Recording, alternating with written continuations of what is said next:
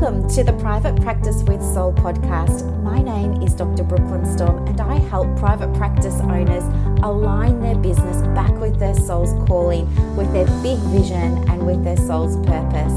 Unlike other private practice coaches, I've traveled the world in search of spiritual resources, spiritual tools, education and information so that you can have the transformation that your soul desires and needs so that you can up-level your business.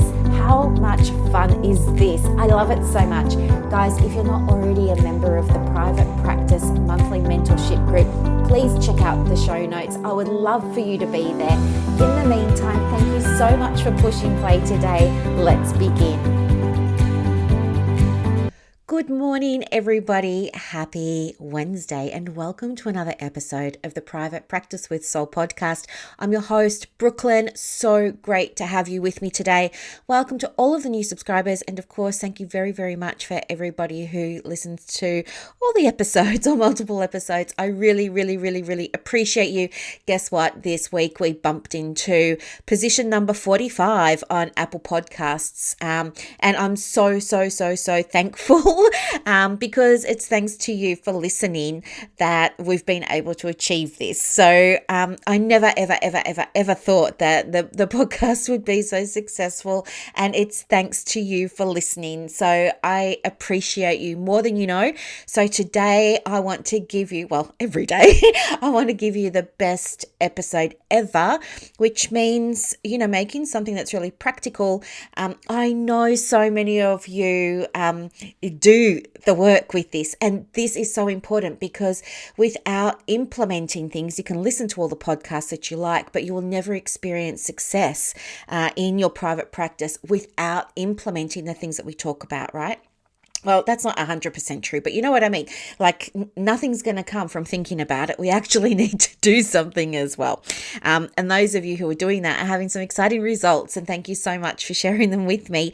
So the inspiration for today was, as you know, I've started work with a whole bunch of brand new clients in coaching, supervision, and mentoring. And if you're wanting coaching, I have 2 places available. Let me know and we can absolutely have a chat about whether or not it's right for you.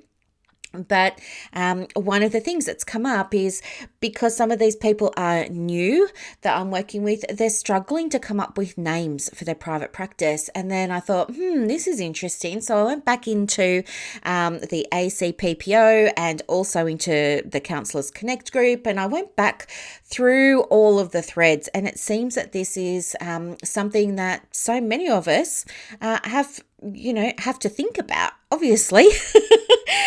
And so you know me, I like to do things a little bit differently. So of course I'm going to do things a little bit differently today. And I want to share with you, I guess my 5 cents on what makes a good practice name and what doesn't, because I want you to have success in your practice. And the name is, part of your identity. It's part of the practice identity. And so it is important. It's always fun to choose one, but we have to remember what the intention is behind having our practice name. And so that's where we're going to begin today. If you have your pen and paper, fantastic. If you don't, hit pause and then come back. Okay, I'm not going anywhere. All right, so you have your pen and paper now. What I want you to do is just ask yourself or give yourself a moment to reflect on the intention behind your private practice name. Okay, and when you've done that, come back. All right, cool. Now that you're back, or if you're listening in the car, it might feel like I'm going through this a bit quickly, so I'm sorry. But just to give you some examples of what the intention might be, maybe the intention is to connect with your perfect for your practice client, or your perfect for your client.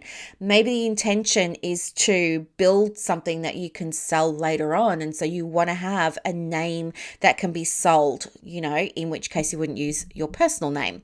My brand is my personal name, and under that I've got Private Practice with Soul. So if I wanted to sell Private Practice with Soul as a brand later on, I absolutely could. But if I just did my business under my personal name, then nobody's going to take my business because it's my personal name, right? And it's going to be very, very hard for them to do anything with it. because of that fact. So really think about what's the intention here. Maybe the intention is you just want a name that you connect with, that feels good for you, and you're just trusting that it's going to feel good for everybody else. Maybe you want a name that's going to allow you flexibility to branch out later on. So I know many of the people in our groups working with a few different hats on, especially people that I work with. They do counseling over here, they do Reiki over there, they do hypnotherapy over there, they do personal training over there, aromatherapy and essential oils over there, working with crystals and doing healing over there. So if you're starting as a counseling practice, maybe your intention is to expand that practice over time. So that's what you want to think about when you're creating your name. Okay. So they're just a few tips to help you get started with that. Now, I want to really help you sort of expand your thinking around this. And if we've got time, I will also talk with you about, logos and all of that sort of stuff as well. So first off, when it comes to thinking about naming your private practice, I really want you to allow yourself a moment here to call upon your values, okay? Now, your values are absolutely going to influence your practice values, but hit pause on the podcast and just take a moment to write down the things that are really, truly important to you. And then when you've written them down, have a look back over them and see which ones are your values, because some are just wants, or some we just put on there because we think it's the right thing or it's the nice thing. But be honest with yourself and go around and just circle maybe the top 3 values that you have. The next thing to do is to then really think about, because do you know what? You can write your practice name based on your practice values. Right? So, for example, if you're like me and you love ethics, I know not many people do, but I've got so many books on ethics, it's ridiculous. But if I was going to maybe start a new business and it was going to teach people how to run a private practice without being a member of some, a membership body, and do it ethically, I would call it something like the ethical private practice. See, I'm using my value in the practice name, okay? Or I would call it ethical private practice coaching. So that's an example of how you would use a value in your business name. So connecting with those. I always recommend too that when we do this work, the things that are going to tumble out first are going to be the things that are in your conscious awareness, okay? But you and I both know, remember, the iceberg, it's only the tip of the iceberg that sits above the water, and that's our conscious awareness. But our subconscious awareness is so much bigger. It's like 30,000 times as large. This is what I read, okay? You might argue the point with me, but I understand the subconscious mind is 30,000 times more powerful. So that's right, more powerful than the conscious mind. So allow yourself to connect in with your subconscious in a way that feels really good for you, whether that's through meditation, whether that's through working with your crystals, whether that's through journaling. For me, I am really getting into the habit now of asking myself the questions and self-coaching. And the more I do that, the more I do that. It sounds really strange, but even yesterday, because I have masculine energy, right? I love to be horizontal, and I spend a lot of time after work in the bath. And was that an overshare? I hope not. But I love to be sort of just in that water. I love being in the water, and I love reading and doing all of those sorts of things. I've totally lost my train of thought. What was I going to say? I'll come back to it. All right, I'm just going to move on to the next one. If I come back to that, I will. It couldn't have been too important. Oh, the conscious mind, yes. And so, I was just sitting there the other day, and so I'm in the water. I'm just sitting there, just relaxing. Then I had this idea pop into your mind, because you know how when you're disconnected, that's when all the inspiration, that's when all the downloads come. Yeah, so that's what happened. And I thought, how am I going to deal with this? How do I want to manage this? And my initial thought was, I'm going to go to my coach and ask my coach for help. And then my other thought was, no, maybe I should go to my supervisor and ask my supervisor for her opinion on what I should be doing. And then the next thing that happened was I said, no, you're not going to do either of those things. You're going to figure this out for yourself. You're going to tune into your higher guidance here, girly. And so that's what I did. And, I've been doing that more and more and more, and it just gets stronger and stronger and stronger. And you know what? I handled that thing that I needed to handle, and it all worked out just fine. So, yeah. Anyway, you want the answers for not only challenges that you have in your private practice, but answers for your values are also going to be within. So find a way of accessing that inner guidance. And for me, it's through sort of asking myself the question and seeing what comes through. Okay.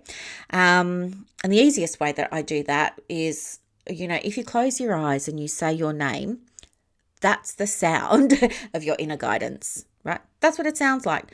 So you can, when you hear that, that's your inner guidance speaking. So you can absolutely connect with that to find the answers that you need for your business. Step 2, you could also think about the result that your client wants to get from working with you. Now, yes, this does require you to have a niche, but it's not going to restrict you and stop you from seeing everybody else. Let's not go down the path of scarcity mindset. We're not those people, right? We're all about abundance, and we know that there's an abundance of clients out there that are perfect for our private practice, that are perfect for us in this moment to work with. We know that might change over time, but we know that they're there. We just need to tune in, like the radio. We know that station is out there, but we have to tune in to be able to connect with it. It's the same with our perfect for us clients. And one of the ways that we do that is by thinking about the result that people really want as a result of working with us. Okay. So maybe they want to feel better about something. Maybe they want to go to work without stress. Maybe they want to experience a beautiful pregnancy, whatever it is. But you can absolutely use that result in the name of your private practice. Okay, so I don't know, if I had anxiety, which I used to have, I guess I would have been drawn to a practice, and I don't know about you, I'd love your thoughts on this, but I'm just pulling this out of my head right now. I would have been more drawn to a practice that said something like live without the fear counseling. Something like that, because that's exactly what I wanted. I wanted to be able to live without fear. I wanted to be able to open my email without fear. I wanted to be able to have a conversation without fear. I wanted to be able to plan my day without fear. I wanted to do all of those sorts of things in my life without fear. So if there was something in the title that said, without fear, I would have definitely booked in with that person. So that's an example there. But think about the result most of your clients want from working with you. You can use that in the name of your private practice. I know, how much fun is this, right? Okay, but I've got more ideas, don't worry. The other thing is really understand who your perfect for you client is. And you can go back a few episodes and we actually worked through a process that will help you identify your perfect for you client. But think about the language that they use, or the vibe that they have, or, the energy that they have, or think about what makes your perfect for you client perfect for you. What makes you guys a match? What makes you both a match? And you can use that, bonding, that connection word in your private practice title. Okay. The next one, super easy. And this is a great one if you want to get found on Google. Actually, this one and the result, including the result in your name, will rank you really highly on Google compared to other private practice names. But it's to use location-based naming. So, for example, as it sounds, you're just going to use your suburb or area in your practice name. So you might say, Frank's, I hope there's nobody like this. Well, if there is, it's free advertising, I guess. But you might call yourself Frankston Psychotherapy, right? Or you might call yourself Melbourne Counselling and Psychotherapy, or Melbourne Social Work, or something like that. So using the location and, what you offer, what you do, what the therapy is. You can use your personal name. So as I've said, you can use your personal name, which you do not need to register with ASIC because it's your name, obviously. But you do need an ABN for that. But the problem with using your business name is if you are somebody who does have a desire down the track to expand their practice and, perhaps even on sell it. Your business is an asset, right? Just like everything to do with your business, it's all an asset. You may decide to sell it later on. And if that's something that, I don't know, your intention is right from now, don't use your personal name. If you're happy to just keep it you and maybe just have a couple of subcontractors, that's fine. Absolutely use your personal name and people can work under that. But not if it's going to be a sellable asset. I wouldn't do that. Okay, another way that you can name your practice is to include interests, right? So things that you are interested in, like your area of expertise. So if you, like I was looking for an EMDR practitioner recently, right, to process some trauma that I went through when I was a child, right? Just all sort of needs to be addressed now. And when I was making inquiries, of course, I wanted EMDR because I already had it in my mind that was going to be amazing. And so I jumped into Google and I searched by the intervention. Okay. There are going to be other people that love CBT, right? Maybe their doctor or their friend or their partner, somebody had CBT and loved it. So they're going to now go into Google and Google CBT in Frankston or CBT in Mount Eliza or, whatever it is. So if you have an area of specialty or expertise, it can be your intervention, but it might also be the presenting issue, the presenting challenge that the client's coming with. So what that's going to look like is if you really love working in a particular way, you're going to use that name in your practice name. So it'll be holistic, or it'll be evidence-based, or it'll be results-driven, or something like that. Whatever approach you want to use, person-centered, client-focused, whatever. But the other thing is including your area of expertise, including your area of specialization if you have one. So that might be perinatal. It might be, you might call yourself Frankston Perinatal Clinic, Frankston Perinatal Therapy, Frankston Perinatal Social Work, whatever it is. So include that area of interest in your name. Okay, if it's EAP, you're going to call it EAP. It might be, Frankston EAP service, whatever. So think about your areas of interest and jot all of them down as well, and have a play around mixing all of these together, because that's the next thing. The next thing is now you have these ideas, and they were like 1, 2, 3, 4, 5, 6. So I've got 7 dot points there, so there must be 7 ideas. I'm just reading off my sticky notes. And number 8 is take all of those things and mix them all up. So what I would suggest is write your favorite ones out on little slips of paper and then just shuffle them around and see what looks good or what feels right. Mix them all up, jumble them all up, and then just try and make a name out of them. So for example, you might use a combination of some of those things that we've spoken about. So you might pair a value with a location, for example, or you might pair a process with a value, or you might pair a result with your location, or you might pair your personal name with your value, or you might, do you know what I mean? You get the idea. Just shuffle them around and have a bit of a play and see how you go with it. But I'm confident that using this approach, you are going to absolutely 100% land on the right name for your practice.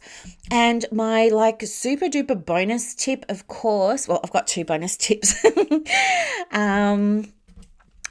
Okay, hang on. I'm just writing something down for you. Okay, is you might also, if you love archetypes and you love symbols, you might also challenge yourself to go within, connect with your source consciousness, inner wisdom, all of that sort of jazz. And, allow yourself to receive in your mind's eye an image of the practice, like an image that's going to represent the practice. You are not confined to nature-based objects, okay? You don't have to have a leaf or something to do with water or anything like that. You don't have to do that. That's okay. It's totally okay if you want to, if that's what resonates with your brand and if that's going to convey your new practice name and values, etc., to cold traffic that might be visiting your site. Fantastic, go for it. But you can also be expansive and think beyond that as well. And if you're getting stuck on thinking outside of the box when it comes to creating a logo, for example, I would just get you to maybe use your cards, use your tarot cards or use your oracle cards, and ask for guidance around, a metaphor or a logo. Like think about an actual thing that represents what you want. Like, I don't know, that a tree represents growth, but you could use the name of that object in your practice name. Okay, so some really great examples of this. Let me just think about a great example. I mean, you couldn't use tree private practice. You couldn't use tree counseling. But think about something that might represent, like, I don't know, maybe you've got a torch and a candle. These are really bad ideas, but maybe you've got a torch and a candle that represent, oh, no, maybe you've got a symbol that represents insight and you're called Insight Counselling Services Frankston or something like that. But a symbol that represents, the name of the practice or the values of the practice, and use the name of that symbol in, like, how some people, I don't know, they might call themselves lighthouse counseling. See how they've used the name of that symbol and then the logo is going to be a lighthouse. Or maybe they call their practice grounded therapy and social work services, and they might have a picture of bare feet on the grass.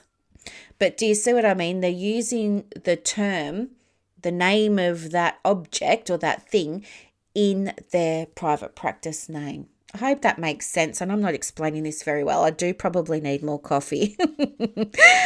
Okay, and then, the other thing too is just have fun with it, because the practice name is going to inform the practice logo. Now, if you're just using your personal name and you're happy to use that, that's fine. But when it comes to the logo, try and use a values-based logo, or again, connect with your deck. Get in there, connect with your deck, and see what comes through in terms of inspiration for naming the card. And you might come up with a really, really beautiful logo that's unique, that's going to stand out, that resonates with you and that resonates with your perfect for you client better than something that might feel a little bit more traditional, okay? And another tip would be invert colors if you want to. A really great example of this is true, is maybe, for example, you have a picture of a sun for your logo, and we would normally expect a sun to be yellow, but what if we made the sun your brand colors, right? And it had some streams, sunbeams coming down in, shades of your brand color or something. Think about if you're going to have a leaf or you're going to have a tree, how about you put the leaves of the tree in your brand colors instead of green, right? Think outside the box a little bit, invert colors. There are ways that you can do this. Some cartoons do it, and I know maybe you're not a fan of The Simpsons, but they do it really well, inverting colors. I think sometimes, like, their sky is pink and the grass is blue. You still understand it's a sky and it's grass, but the colors have been swapped around. So feel free to have a little bit of a play around, but connect with your deck. That's my big piece of advice. Don't be afraid to step outside the box. I know, because you listen to this podcast, you're all people who are more than happy to step outside the box. But yeah, let me know how you go with this. And, naming your private practice gets to be fun, and it gets to be such a joyful experience. And I think too many of us stress over it, it's simply because nobody's ever sat down and told us, hey, here's a process for how to name your practice. And I think there are probably some people out there that would probably listen to this and maybe even change their practice name and stress about whether or not they could and how to go about it. And if that's you, let me know and I'll help you with that.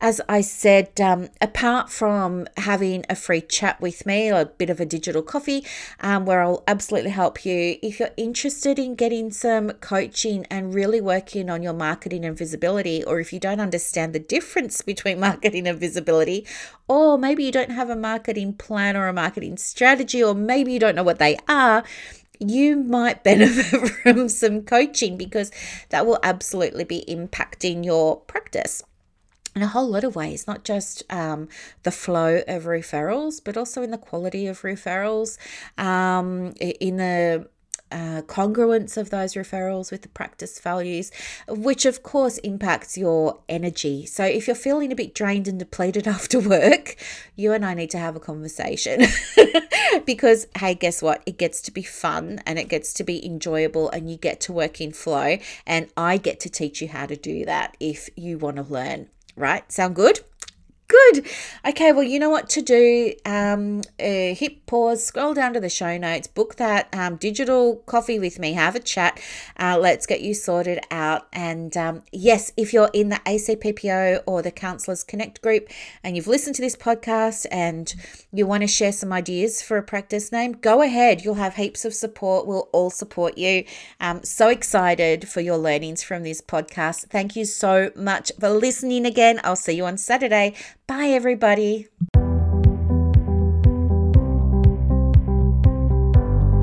Thank you so much for listening to this episode of the Private Practice with Soul podcast today.